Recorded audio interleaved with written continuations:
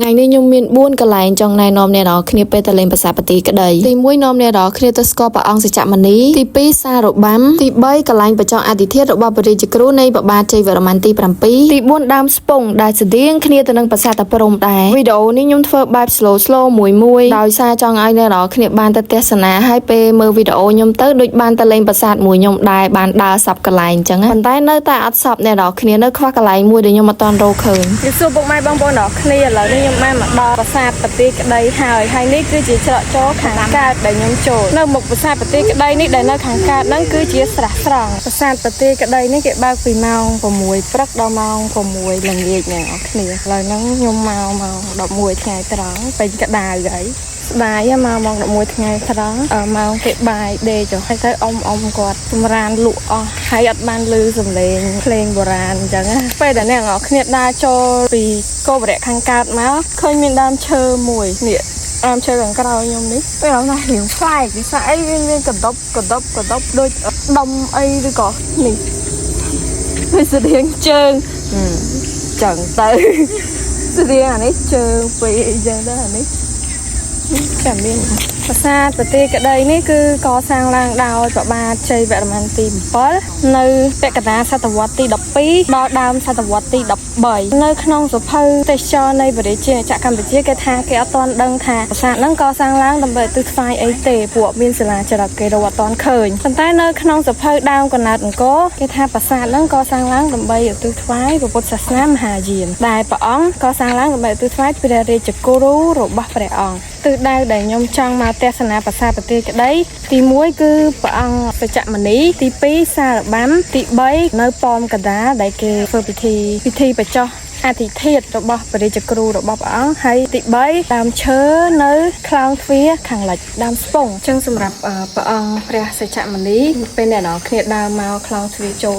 ដំបូងគេបង្អស់ព្រះអង្គគឺនៅខាងមុខគេនឹងមកព្រះអង្គដែលនៅប្រាសាទបទីក្តីនេះអ្នកភូមិអ្នកស្រុកបានប្រសិទ្ធនាមព្រះអង្គថាព្រះសច្ចមុនីគឺជាអ្នកដែលផ្ដល់នៅទស្សចៈដ៏ដងឧត្តមពិតប្រាកដផ្ដល់នៅអវាទផ្ដល់នៅអ្វីដែលយើងចង់បានពីព្រះអង្គគេតែងមកបន់ស្រន់នៅថ្ងៃពេញបរមីខែដាច់តាមពិតពីមុនមកនៅខាងក្រោយព្រះអង្គនេះមានកងចក្ររូបមូលកម្ម8អ្នកនរគ្នាប៉ុន្តែឥឡូវហ្នឹងគឺគេដកចេញហើយខ្ញុំបានសួរបងអាញាធិអប្សរាដែរពីមូលហេតុនៃការដកចេញហ្នឹងតែខ្ញុំភ្លេចបាត់ហើយអ្នកនរគ្នាកម្ម8ហ្នឹងគឺតំណាងឲ្យមេកធរទាំង8ដែលជាទិសដៅបង្ហាញយើងទៅកាន់បរមសុខហើយរង្វង់មូលគឺជាវាលវត្តសង្សារព័ទ្ធជុំវិញហ្នឹងហើយបើសិនជាយើងអាចដោះស្រាយនៅមេកធរទាំង8យើងក៏អាចទទួលបាននៅសុខស្ងប់ដែរទី1គឺការយល់ត្រូវទី2គឺគិតត្រូវទី3និយាយត្រូវទី4ការព្យាយាមត្រូវទី5ការប្រព្រឹត្តនៅទង្វើរបស់យើងត្រូវទី6ការរកស៊ីឲ្យត្រូវផ្លូវទី7ការចូលរួមសេពគប់ត្រូវទី8ការផ្ចង់អារម្មណ៍និងសមាធិត្រូវអញ្ចឹងអ្នកនរគ្នាទីនេះគឺជា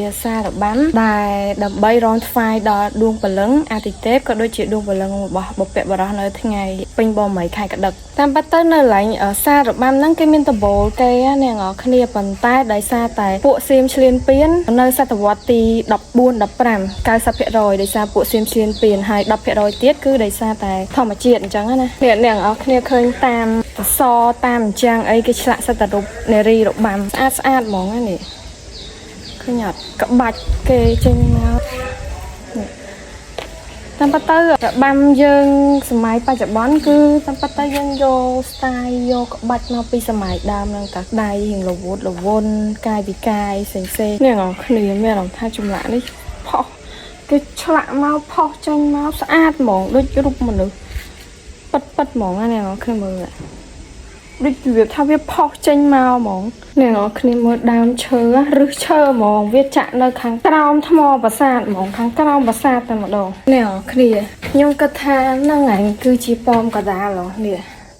តែឥឡូវគេក្រាជាក្តារវិញបើនៅប៉មកដាលនេះវិញដែលចាត់ទុកថាជាកន្លែងបញ្ចុះអធិធិរបស់ព្រះរាជគ្រូនៃព្រះបាទជ័យវរ្ម័នទី7ហើយសសរថ្មដែលធំដែលឈរនៅខាងក្រៅប៉មកដាលហ្នឹងគឺសម្រាប់ដុតភ្លើងឧទ្ទិសដល់ដួងព្រលឹងបុព្វបុរសឲ្យជួយថែរក្សាព្រះនគរនិងប្រជារាស្ត្រឲ្យទទួលបាននូវភាពថ្កុំថ្កាងរុងរឿងហើយបើសិនជាបងប្អូនចង់រកសសរហ្នឹងខ្ញុំប្រាប់ពេលដែលបងប្អូនដើរហួសសារបាំហើយបងប្អូនដើរមកទៀតមកដើររហូតឲ្យដល់ប៉មកដាលហ្នឹងបងប្អូនចេះចំណាំថាគេមានក្រាលក្តារនោះក្តារនៅខាងមុខ ហ្នឹងហើយហើយបន្តមកទៀតបងប្អូនដើរមករហូតទៀតដើរមករហូតមកនេះឃើញប្អួយនៅខាងស្ដាំដៃនេះជ្រុងឡើងហ្នឹងបាត់មកស្ដាំដៃមកឃើញហើយនេះសសរឈរត្រឹងនៅខាងក្រៅហ្នឹងហ្មងមានសងខាងនេះណោះគ្នាខាងឆ្វេងដៃផងខាងស្ដាំផងនេះអង្គុយសុកខ្ញុំឆ្ងល់ថាចេះមិនបានខ្លោងទ្វារផ្លូវដើរចងាយផ្លូវពីខ្លោងទ្វារមកដល់ប្រាសាទឆ្ងាយម៉េះឆ្ងល់ដល់ហើយដូនតាខ្មែរសង់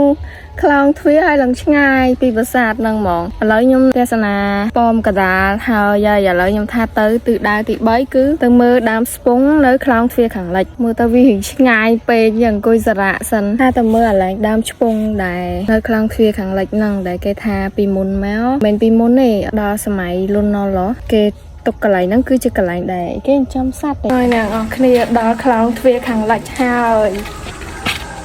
វត្តខ្ញុំថាទៅរកកន្លែងដែលគេអភិរក្សសត្វព្រៃមុនសង្គ្រាមឆ្នាំ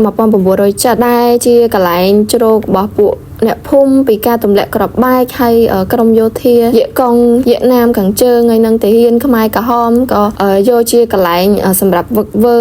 សង្គ្រាមឆ្លប់ប្រឆាំងនឹងកងទ័ពឧត្តមសេនីយ៍លន់ណុលអញ្ចឹងណាប៉ុន្តែរកអត់ឃើញអ្នកនរគ្នានៅប្រាសាទប្រទេសក្តីក៏មានដើមឆ្ពង់ដែរអ្នកឡំប៉ុណ្ណាណៃដូចនៅតាព្រំណាអញ្ចឹងមើលតែដើមស្ពង់ដែលនៅចិត្តប្រាសាទនឹងសិនបានហើយចាំលើកក្រោយខ្ញុំទៅរកថតឲ្យអ្នកនរគ្នាមើលទៀតខ្ញុំស្រឡាញ់ទេសភាពនៅប្រាសាទគ្រប់ប្លង់ឲ្យតែនៅប្រាសាទខ្ញុំយកឡើយមិនបានគេជួយចិត្តថតនៅប្រាសាទមែនដោយសារគ្រប់ទីកន្លែងគ្រប់ប្លង់គឺស្អាតទាំងអស់មិនចាំបាច់តែរដូវកាល green season ទេចាំបាយបាយអ្នកនរគ្នាជួបគ្នាវីដេអូក្រោយទៀត